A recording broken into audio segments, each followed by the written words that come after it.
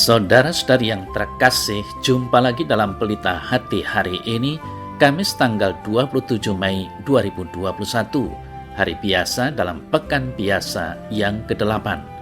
Bersama saya Romo Thomas Suratno SC dari Paroki Cilandak, Jakarta Selatan, mendengar dan merenungkan Sabda Tuhan, yakni firman Tuhan yang tersurat dalam Injil Markus, bab atau pasal 10, ayat 46 sampai dengan ayat 52.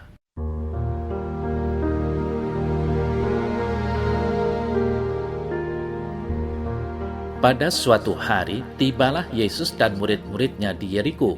Dan ketika Yesus keluar dari Yeriko bersama-sama dengan murid-muridnya dan orang banyak yang berbondong-bondong, ada seorang pengemis yang buta bernama Bartimeus, anak Timeus, duduk di pinggir jalan. Ketika didengarnya bahwa itu adalah Yesus orang Nazaret, mulailah ia berseru, "Yesus anak Daud, kasihanilah aku."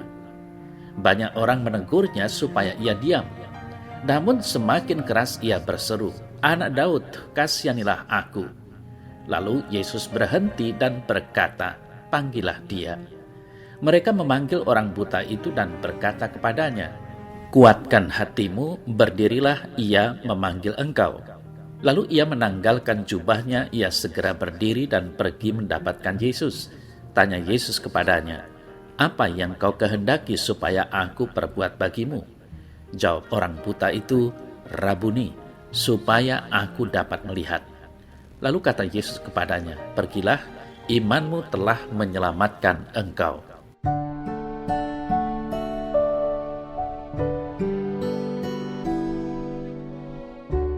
Saudara-saudari yang terkasih, di sekitar kita ada cukup banyak orang yang sebenarnya membutuhkan pertolongan. Ada yang membutuhkan makanan, bantuan dana untuk biaya sekolah, pekerjaan, kesembuhan dari penyakit, dukungan doa-doa kita, dan lain sebagainya. Namun seringkali terjadi kita tidak bertindak untuk mengulurkan tangan.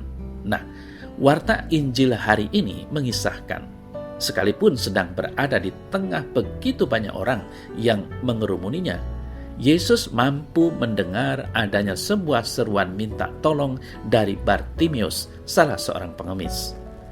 Demikian juga Bartimeus mendengar tentang Yesus dan karyanya. Dia ingin disembuhkan dan percaya pada Tuhan Yesus dapat menyembuhkan dia. Banyak orang yang menyepelekan dia, bahkan menyuruhnya diam. Apakah Bartimeus menyerah? Tidak. Dia sadar karena dirinya buta. Dia hanya berteriak dengan lantang agar Tuhan Yesus mendengarnya. Dia tidak mau keadaannya menjadi penghalang bagi dirinya untuk mencari Tuhan. Saudara-saudari yang terkasih, Bartimeus memang buta, namun ia memiliki pendengaran yang tajam. Ia sudah lama mendengar bagaimana Yesus menyembuhkan orang lumpuh dapat berjalan dan orang buta melihat, serta berbagai tanda ajaib lainnya. Meskipun ia tidak melihat tindakan Yesus, namun ia percaya bahwa Yesus berkuasa. Ketika Yesus lewat, ia berteriak, "Yesus anak Daud, kasihanilah aku."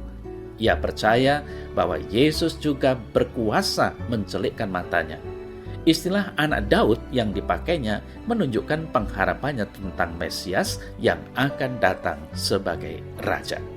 Saudara-saudari yang terkasih, Bartimeus buta secara jasmani, tetapi tidak secara rohani. Mata rohaninya jelas terbuka. Ia dapat melihat Yesus sebagai Mesias yang berkuasa. Hal ini memalukan bagi orang-orang yang melihat secara jasmani, namun tidak pernah mempercayai Yesus dan kuasanya. Ada saja dalih yang dikemukakan untuk menolaknya. Berkali-kali mereka menyaksikan, bahkan mengalami mukjizat, namun tetap saja mereka tidak mau menerima dan percaya kepada Yesus sepenuhnya. Saudara-saudari yang terkasih, iman kepada Tuhan memampukan seseorang melihat segala sesuatu dengan mata rohani yang jernih. Di balik penderitaan yang dialaminya, Bartimeus mampu melihat, mengalami, menyelami, serta memaknai penderitaan itu sebagai sebuah perjalanan hidup penuh arti. Lihatlah, sementara Tuhan Yesus setelah mendengar teriakan Bartimeus, ia mau berhenti, mengajaknya bercakap-cakap untuk mengetahui harapan Bartimeus dan mengabulkannya. Perjumpaan Yesus dan Bartimius ini sungguh indah. Kisah perjumpaan Sang Penolong dengan orang yang hendak ditolongnya. Bartimius mengakhiri pergumulan hidupnya dengan merefleksikan hidupnya dalam terang jawaban Allah. Nah, semoga kisah seperti ini akan menjadi bagian dari hidup kita sehari-hari. Semoga Warta Injil hari ini menjadi sebuah undangan bagi kita untuk berani menawarkan bantuan meski sekecil apapun bantuan itu.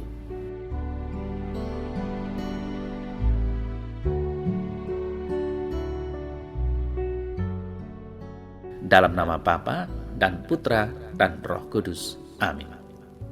Ya Tuhan Yesus, ajarlah aku agar aku memiliki hati yang penuh kasih, sehingga aku ringan hati dan ringan tangan untuk membantu mereka yang membutuhkan.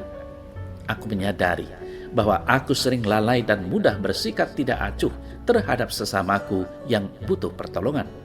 Maka bantulah aku supaya selalu terdorong oleh belas kasihan terhadap sesama yang menderita dan butuh uluran tangan kasih-Mu melalui diriku. Amin. Dalam nama Bapa dan Putra dan Roh Kudus. Amin.